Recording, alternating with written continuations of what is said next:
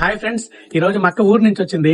మా అక్కని బిర్యానీ చేసి పెట్టమని అడిగాను. మా అక్క ఎలా చేస్తుందో మా అక్క స్టైల్లో చూపించేస్తాను, రండి. దబర పెట్టుకుందాము, తగినంత నూనె వేసుకుందాము. మసాలా దినుసులు కొద్దిగా వేగిన తర్వాత ఎర్రగడ్డలు, పచ్చిమిర్చి లైట్ బ్రౌన్ కలర్ వచ్చేదాకా వేసుకొని కొద్దిగా ఉప్పు, టమోటాలు వేసి కొద్దిగా మగ్గించుకోవాలి. అల్లం వెల్లుల్లి పేస్టు కొద్దిగా వేగిన తర్వాత గంట ముందు కలిపి పెట్టుకున్న చికెన్ వేసి బాగా మగ్గించాలి.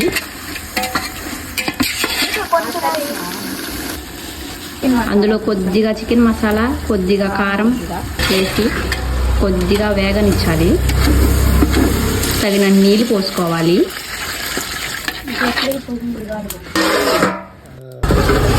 నీళ్ళు బాగా తెల్లిన తర్వాత నానబెట్టుకున్న బియ్యాన్ని దాంట్లో వేయాలి.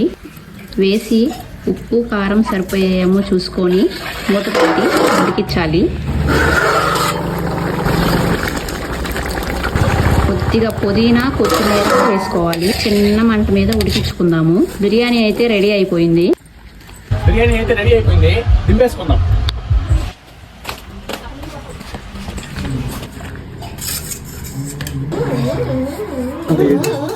మా అక్క అయితే బిర్యానీ రెడీ చేసేసింది.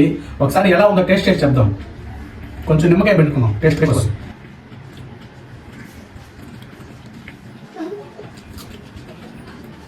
అక్కడ నిమ్మకాయ ఎర్రగడ్డ నవ్వుకొని తింటుంటే సరిగ్గా ఉంది అసలు టేస్ట్.